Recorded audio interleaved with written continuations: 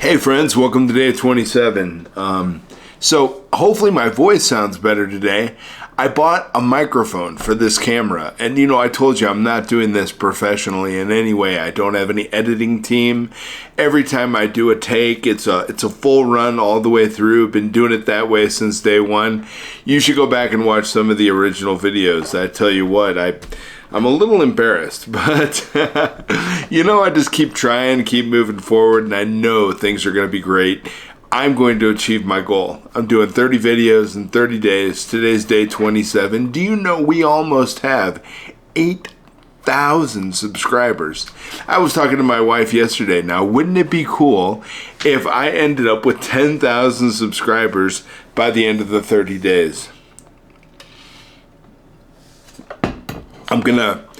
I think once I reach my goal of 30 days, because this has been so successful and it's been something that has taught me a lot of lessons over the last 30 days, it's shown me that even, though I've never done this before, as with anything, if you put yourself into it, dedicate yourself, show up every day, do it whether you feel like it or not. Over the last 30 days, there's been times when I just didn't have the ideas, I didn't have, my supercomputer wasn't functioning the way I wanted it to, and I just wasn't feeling the best. I also went through a pretty significant illness, a cold or the flu, for several days, and I showed up and recorded anyway, and I'm going to keep coming back. I am currently entertaining continuing this beyond the 30 days. I have a lot of stories, a lot of knowledge, and I want to follow you through multiple goals and stay engaged with you. So it may be that we continue this beyond 30 days. This Saturday will be the 30th recording, and I have a feeling I'll probably show up on Sunday. I just love doing this with you, and I believe in you, and I know that you can be successful. I want to tell you a story, and this story is important because I think that we sometimes look at our lives and we're a little too critical of where we are or what our current circumstance is. I know my dad and my grandfather always used to use an old saying: if you think the grass is greener on the other side of the fence, maybe you should take better care of your yard. And I think that's probably a little bit true.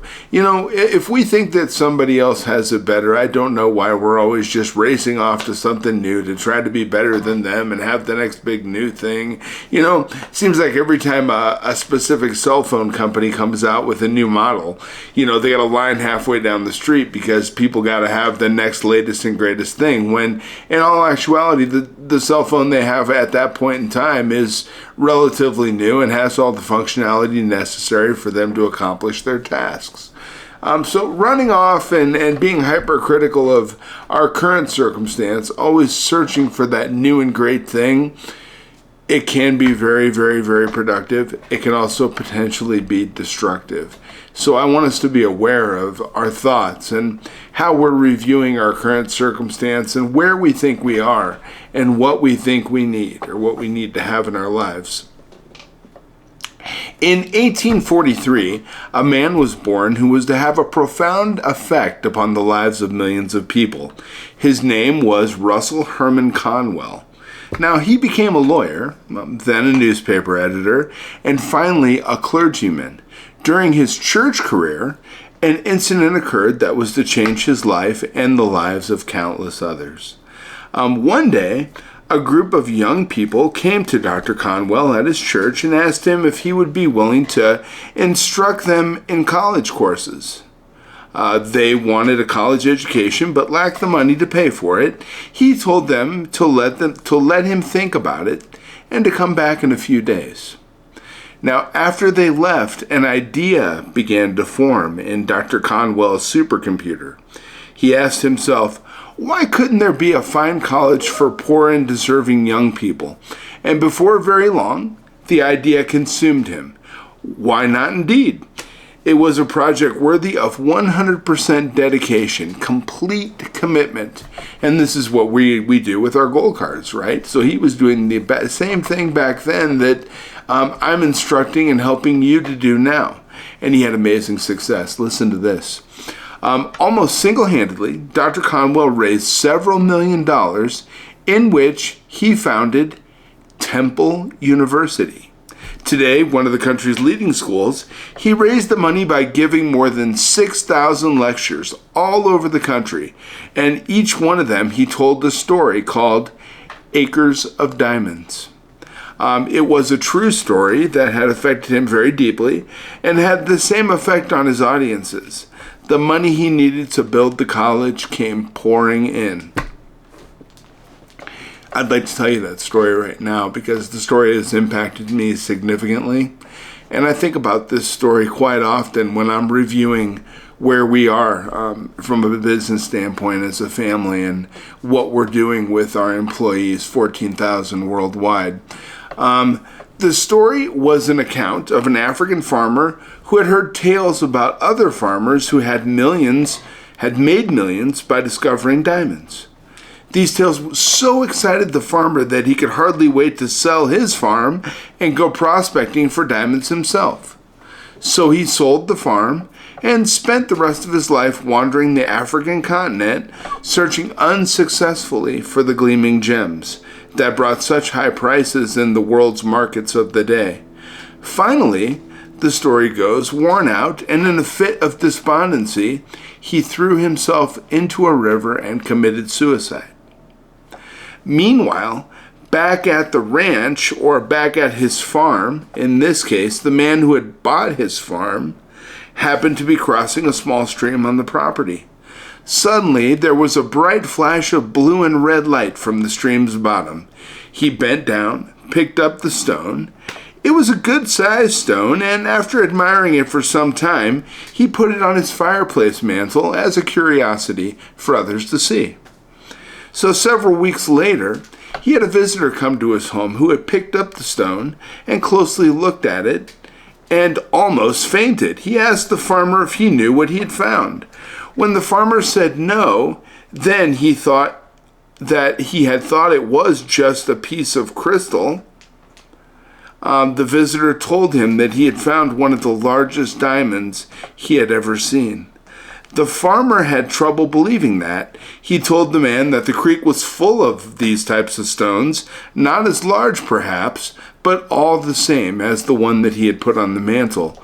And they were all sprinkled generously throughout the creek bottom.